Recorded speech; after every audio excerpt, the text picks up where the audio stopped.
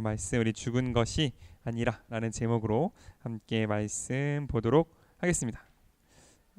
우리가 지난 시간에 야이로라는 회당장 이제 자신의 딸을 살리기 위해서 예수님께 무릎을 꿇었는데 중간에 시간이 조금 지체됐죠? 누구 때문에 그랬습니까? 맞아, 어떤 여자가 아픈 병을 앓고 있었죠. 그 사람 때문에 지체되는 사이에 딸이 이미 죽었다라는 소식을 듣게 됐습니다. 그런데 오늘 말씀을 보면 예수님께서 그 야이로의 집을 찾아가셔서 그 딸을 살려내시는 그 모습을 볼 수 있습니다. 성경이 각자 다 다른 방식으로 쓰여져 있어요. 쓰여져 있는데 특히 요 부분, 요 회당장의 요 부분은 마치 어떤 한편의 드라마나 소설처럼 이렇게 쓰여져 있는 걸 볼 수 있습니다. 그러니까 어떤 인과관계나 이런 것들이 중요하다기보다는 조금 더 이제 요즘 말로 하면 그 뭐라 그럴까요? 감성. 이 감성 어쨌든 요즘 말로 모르겠지만 어쨌든 그 정확히 앞뒤로 어떤 일이 일어났고 이게 왜 이렇게 됐고를 우리가 판단하기보다는 그 당시의 분위기와 어떤 그 당시에 예수님이 그 일을 행하셨을 때 사람들의 감정선과 이런 것들에 집중할 게 성경에 쓰여져 있고 그런 것을 위주로 볼 때 조금 더 우리가 이 성경에 쓰여진 이유를 제대로 파악할 수 있다라는 거죠. 그러므로 오늘 여기 있는 감정선을 보면 어떠냐면 이제 회당장이 절망했다가 그럼에도 불구하고 예수님을 그 집으로 모셔갔다가 소녀가 살아나자 모두 깜짝 놀라고 기뻐하는 모습으로 그려지고 있는 거죠.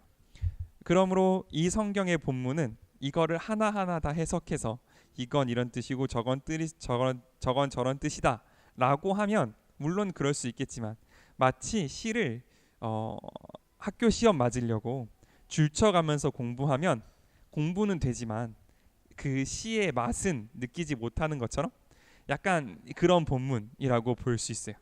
따라서 만약 우리가 오늘 이 성경을 읽었을 때 다 읽고 나니까 그 소녀가 정말 살아났느냐라는 그 놀라움이 우리 안에 있었다면 저는 설교를 여기서 멈춰도 됩니다.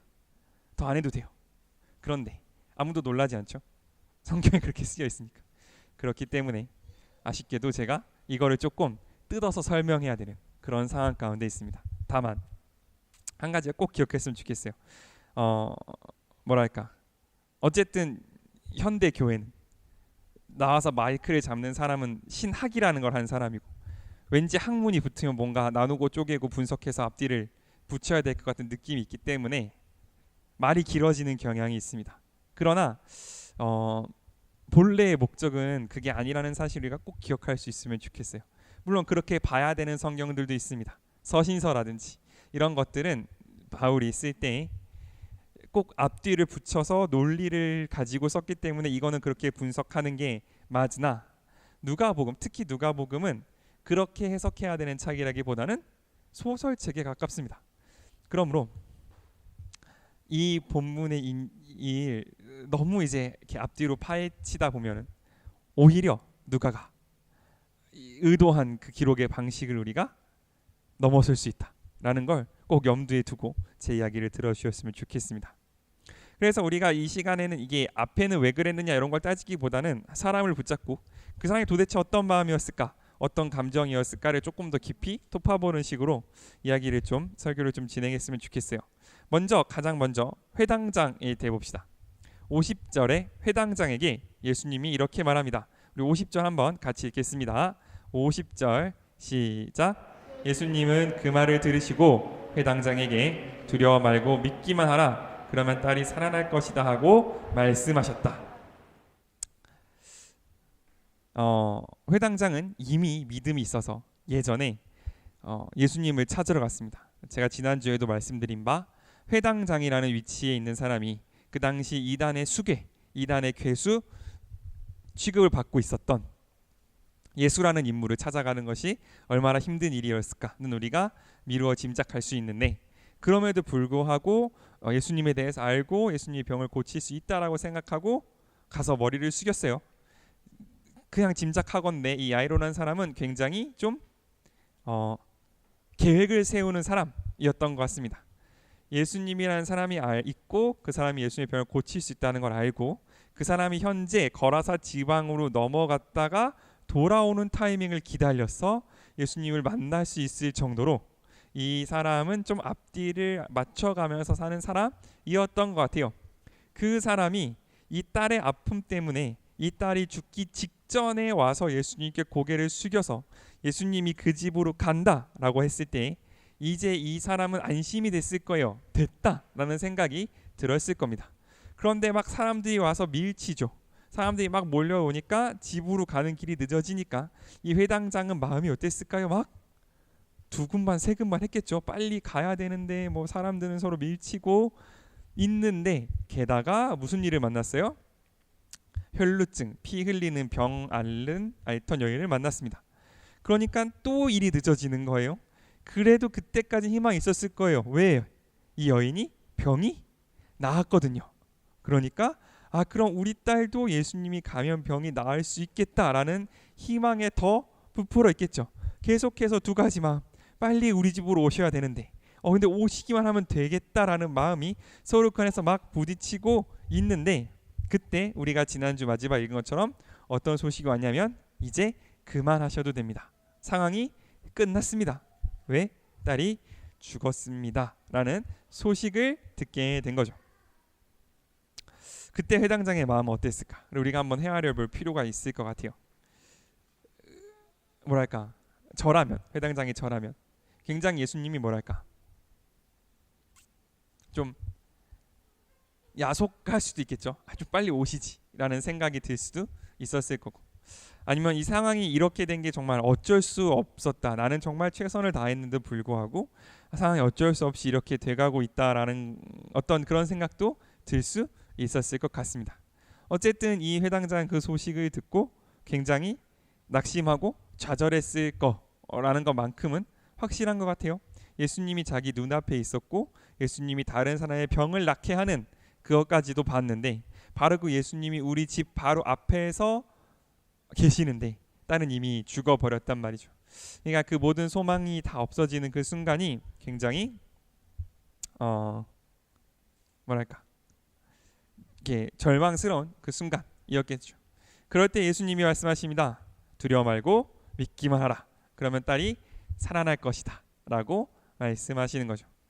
약간 한 발자국 떨어져서 보면 이 말씀이 용기를 주는 말씀처럼 보일 수도 있겠지만 사실 그 당시 좌절 가운데 있는 사람에게 이 말씀은 그렇게 힘이 되지는 않았을 거라고 저는 생각해요.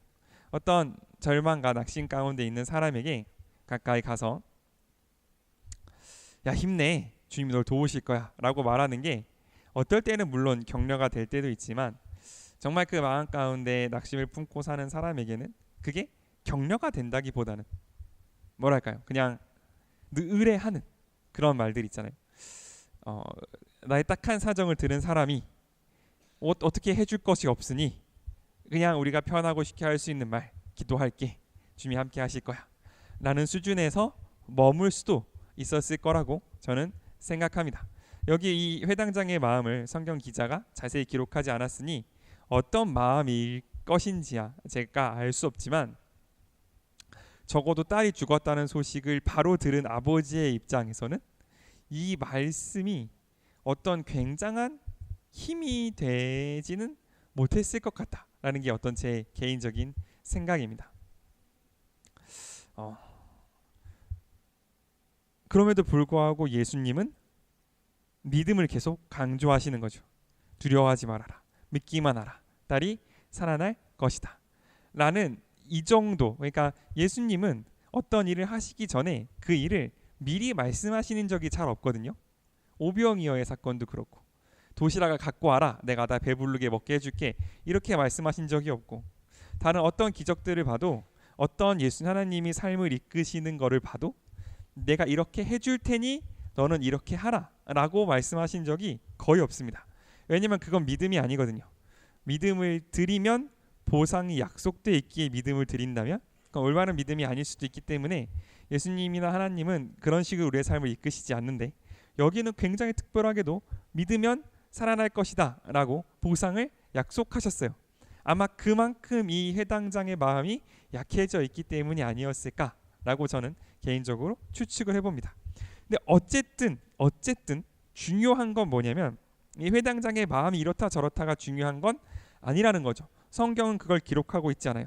다만 뭐를 기록하고 있냐면 51절을 기록하고 있습니다. 요거는 제가 읽겠습니다.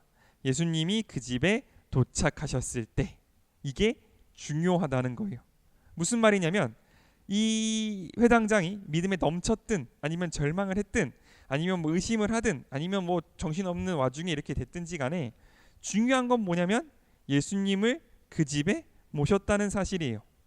그러니까 이 회당장이 뭐 믿음에 불타서 진짜 살아날까라고 믿고 모셨든 아니면 가시던 길이니 정신없이 갑시다 해서 그냥 갔든 아니면 의심 쪽에 갔든 어쨌든 중요한 건 뭐냐면 이제 이 딸이 죽었으니 예수님 당신 필요 없습니다 라고 예수님을 떠나지 않고 예수님을 그 집으로 모셔들었다는 사실, 이게 가장 중요하다는 거죠. 이게 믿음이고 이게 순종이라고 오늘 성경은 우리에게 말씀하고 있는 것 같아요. 우리가 어떤 일을 할 때, 하나님의 일을 할 때 막 마음, 막 열정, 믿음, 어떤 비전에 불타서 할 때도 있고요. 어떨 때는 그냥 해야 돼서 할 때도 있고요. 어떨 때는 너무 힘들어, 너무 하기 싫은데 이제 바라보고 있는 사람들이 있어서 할 때도 있죠. 우리가 하나님의 일을 하거나 우리가 하나님의 뜻에 따라 살아갈 때 우리의 마음 상태는 항상 다르고 우리의 믿음의 상태도 항상 다르고 우리가 이걸 주님께 올려드리는 그 마음 태도도 여전히 다를 수 있지만 중요한 건 뭐냐면 그것을 한다라는 그 사실이 어떻게 보면 더 중요할 수도 있다라는 거죠. 왜냐하면 일을 하시는 분은 예수님이시기 때문에 그렇습니다. 능력을 갖고 계시는 분은 예수님이기 때문에 그렇고 치유를 가지고 계시는 분이 예수님이시기 때문에 그렇습니다. 내 능력을 나의 어떤 능력과 헌신과 정성이 예수님께 닿아서 이 일이 일어나는 게 아니고 나의 어떤 거룩과 경건과 노력이 어떤 선을 넘어섰기 때문에 이 일이 일어나는 게 아니고 예수님의 일이 일어나는 이유는 그분이 예수님이시기 때문에 예수님의 일이 일어나는 거고 예수님의 능력이 우리 가운데 역사하는 이유는 예수님이 우리를 사랑하셔서 우리 가운데 오셨기 때문에 그 일이 일어난다는 사실을 우리가 잊지 않았으면 좋겠어요. 그렇기 때문에 우리가 해야 할 건 뭐냐면 주님 제 마음 상태가 어떤데요? 이것보다는 하기로 한 것, 주님께 드리기로 한 것을 드리고 주님께 하기로 약속드린 것을 하면서 주님을 그 자리에 모셔드리는 것, 그것까지가 우리의 일이라는 사실을 우리가 기억할 수 있으면 좋겠어요. 하나님은 우리의 여태까지 살아온 날들, 이 일을 하기 위해 우리가 드린 시간들을 하나하나 검사하셔서 그 중에 모든 것이 다 패스가 돼야 역사하시는 그런 분이 아니라 자신의 긍휼로, 자신의 은혜로, 자신의 사랑으로 사역하시는데 우리가 할 것은 그 사랑과 긍휼과 능력의 하나님을 그 절망의 자리로 초청하는 것까지, 거기까지가 우리가 할 수 있는 일이라는 사실을 우리가 기억할 수 있으면 좋겠습니다. 그렇기 때문에 우리의 헌신에 소망이 있는 거고, 그렇기 때문에 우리가 주님께 드리는 시간에 소망이 있다는 사실, 그걸 우리가 기억할 수 있으면 좋겠어요. 우리 중에 누구가 하나님께 드리는 그 모든 시간이 단 1%도 남김없이 모두 하나님 때문에 이 시간을 드렸습니다 라고 말할 수 있는 사람이 누가 있겠습니까? 우리 여태까지 해왔던 모든 헌신의 걸음들, 내 욕심, 내 어떤 야망, 내 어떤 아집은 하나도 없고 오직 하나님의 인도하심만 받아서 이 자리까지 걸어왔습니다 라고 말할 수 있는 사람이 누가 있겠어요? 이 회당장의, 제가 추측한 이 회당장의 마음처럼 우리가 주님을 따라오는 길은, 우리가 주님을 초청하는 길은 어떨 땐 당황스러워서 우르르 몰려갈 때도 있고, 어떨 때는 의심할 때도 있고, 어떨 때는 믿음에 넘칠 때도 있지만 분명한 것 두 가지는, 첫 번째, 내 계획대로 안 된다는 사실. 회당장이 분명 이 딸이 위급해지기 전에 예수님이 오실 시간을 계산해서 예수님을 만나러 갔고 이때쯤 만났으면 됐다라고 생각했겠지만 절대 그 시간표대로 흘러가지 않는다는 사실, 그 하나가 분명하고, 두 번째는 그렇게 어그러지고 그렇게 지체되고 그렇게 갈팡질팡한 주님을 초청하는 그 걸음 가운데에서도 예수님은 그 회당장의 첫 번째 마음, 예수님을 불렀던, 예수님께 무릎 꿇었던 그 첫 마음을 보시고 그 마음이 이루어지기까지 예수님의 걸음을 걸어가셔서 우리 가운데 오신다는 그 두 가지 사실을 우리가 꼭 잊지 않았으면 좋겠습니다. 그래서 우리가 믿음을 드릴 때에, 우리가 순종을 드릴 때에 하나님의 사랑으로 응답하시는 그 하나님, 때로는 그 중간에 우리 마음이 흔들린다 할지라도 그 첫 마음에 아멘하신 예수님께서 우리의 삶을 끝까지 이끌고 가신다는 그 사실을 우리가 잊지 않았으면 좋겠습니다. 아멘. 그래서 이분들이 집으로 들어왔어요. 거기에 누가 남았냐면 51절에 이렇게 남았습니다. 베드로, 요한, 야고보, 그리고 소녀의 부모 예수님. 총 몇 명? 몇 명이에요? 베드로, 요한, 야고보, 예수님 부모, 아이의 부모, 예수님, 그리고 소녀까지 몇 명입니까? 7명. 7명만 이 방 안에 있는 겁니다. 그러니까 이건 조금 더 우리가 그 어떤 제가 아까 말씀드렸던 그 감성적인 측면에서 봐야 된다고 저는 생각하는데, 왜 모든 사람을 다 물리시고 특히 그 12제자들 중에 9명도 물리시고 요 3명과 부모만 데리고 들어가셨을까? 그러니까 이 죽은 소녀가 살아나는, 어떻게 보면 이 죽은 자가 살아나는 건 떡이 늘어나는 거랑은 차원이 다른 종류의 기적이잖아요. 죽음이 물러가는 이 기적을 볼 때 이 예수님께서 이 기적을 어떤 행하실 수 있는, 혹은 행하시는 그 어떤 분위기는 막 돗대기 시장이 아니었다는 거죠. 막 이 소녀를 막 사람들 앞에 세워놓고 일어나니까 막 사람들이 막 다 화나고 이런 걸 예수님이 바라지 않으셨다는 거죠. 예수님은 오직 이 소녀와 이 소녀의 부모만을 생각하시고 하신 것 같아요. 그래서 모인 사람들을 최대한 제한하셨고 그 중에 예수님의 제자인 베드로, 요한, 야고보가 들어있습니다. 그러니까 제 생각, 이건 정말 순전히 제 생각인데 이거예요. 여기에는 원래 누구만 들어가는 거냐면 그 죽은 소녀의 부모, 그리고 예수님만 들어가는 건데, 그 예수님 안에 누가 포함되어 있는 거냐면 베드로, 요한, 야고보가 포함되어 있는 거라고 저는 생각합니다. 이 정말 가장 내밀한, 그러니까 죽은 소녀가 살아나는 그 부모와 하나님만이 볼 수 있고 경험할 수 있는 그 기적의 순간에 누가 들어가 있는 거냐면 베드로, 요한, 야고보가 예수님 안에 이렇게 쌓여서 같이 들어가 있는 그 광경이라고 생각되는 거죠. 왜냐하면 예수님은 이 광경을 이 제자들에게 너무너무 보여주고 싶으셨거든요. 이 광경, 이 관계, 이 능력을 이 제자들이 그냥 소식으로 전해 듣거나 혹은 그냥 예수님이 그런 일을 했다라는 어떤 신문 기사로 접하기를 원하지 않으셨고, 그 분위기와 그 어떤 상황과 어떤 그 뭐랄까요, 요 그때를 그 휘몰아가는 그 감정 그 안에서 온전히 이 사건을 이 제자들이 보고 누리고 참여하기를 원하셨던 것 같아요. 이 베드로, 요한, 야고보는 예수님이 어떤 급한 일이 있으실 때, 12제자를 다 데리고 갈 수 없으실 때, 예를 들어 뭐 겟세마네 기도하러 가신다든지 할 때 꼭 데리고 다니셨던 3명이에요. 그러니까 예수님은 12명의 제자를 케어하셨지만 그 중에 3명을 특별히 더 케어하셨는데, 그게 누구냐면 이 베드로, 요한, 야고보인 거죠.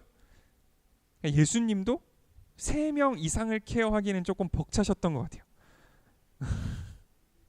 내 평생에 3명의 제자가 있을 수 있다면, 내 평생에 3명만 나와 정말 어떤 모든 이런 하나님과 나와의 관계 안에 들어와 있을 수 있다면 그건 예수님만큼 한 거다라고 봐도 무방할 것 같습니다. 12명의 제자들 중에서도 이 3명이 아마 제 생각엔 리더였을 거고, 이 3명은 예수님과 정말 내밀한 부분, 죽은 자가 살아나는 그 죽은 소녀와 부모와 하나님만 있을 수 있는 그 곳에도 있을 수 있는 그런 관계가 내 평생에 딱 3명만 있다면, 그 3명만 내가 같이 손잡고 하나님 나라로 갈 수 있다면 우리는 예수님이 맡기신 일을 다 한 거 아닐까 하는 그런 생각도 한번 해보게 됩니다. 어쨌든 그 공간, 정말 어떻게 보면 부부가 단둘이 방 안에 있는 것 같은 그 공간 속에서 이제 기적이 일어나는 거예요. 어떤 기적이 일어나냐면 이렇게 얘기합니다. 54절입니다. 54절은 한번 우리 같이 읽겠습니다. 시작.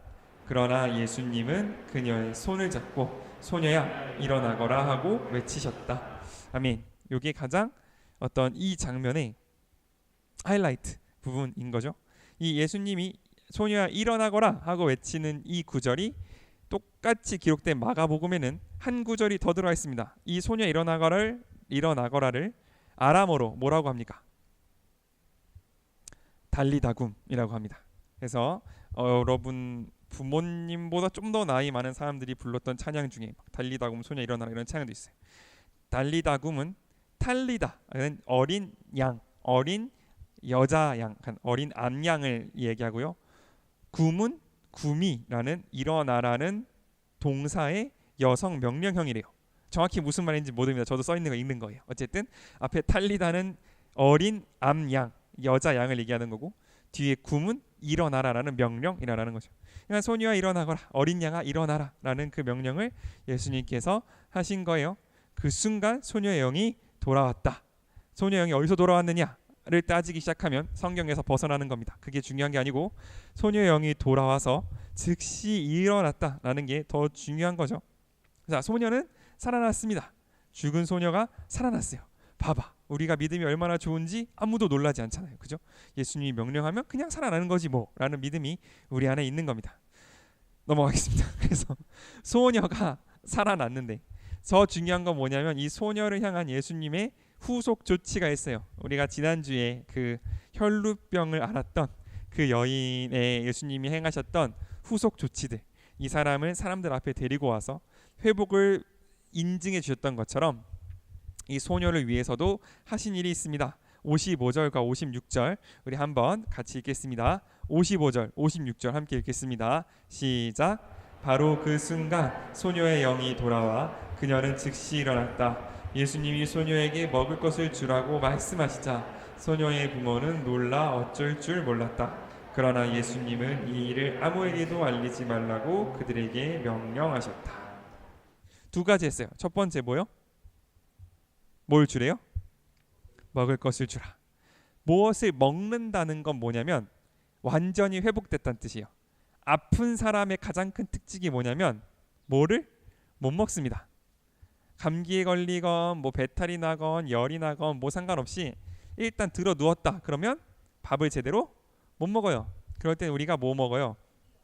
죽 끓여 먹잖아. 근데 그 이제 죽을 끊고 밥을 먹었다라는 사실은 뭐냐면 회복됐다, 내 몸이 정상으로 돌아왔다는 가장 큰 어떤 증거이기도 해요.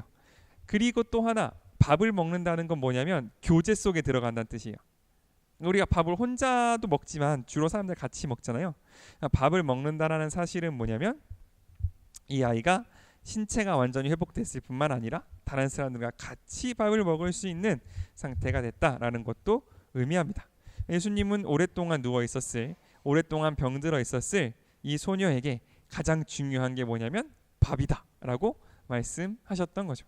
예수님의 이 밥사랑은 계속됩니다. 나중에 우리가 보겠지만 요한복음에서도 제자들에게 살아나신 후에 처음 만나서 가장 먼저 했던 게 와서 밥 먹어라 였거든요. 그리고 주기도문에도 가장 첫 번째 요청, 그러니까 주님을 찬양하고 높여드린 후 첫 번째 요청이 일용할 양식을 주옵시고, 그러니까 이 밥이라는 건 굉장히 중요한 거예요. 주님께서 우리에게 주시는 은혜의 증거 같은 거거든요. 오늘도 이 밥을 통해서 내 생명이 연장됐으므로 하나님께서 우리에게 주시는 어떤 기적의 증거 같은 것이 밥인데, 어쨌든 밥에 대해서는 나중에 좀 더 얘기하겠더라고. 첫 번째, 이 소녀가 배고플 거야. 이 소녀는 밥을 먹어야 해. 이 소녀는 완전히 회복됐을 뿐만 아니라 네가 여태까지 밥을 줬던 바로 그 딸이다 라는 걸 이 부모에게 알려주고 싶으셨던 거죠.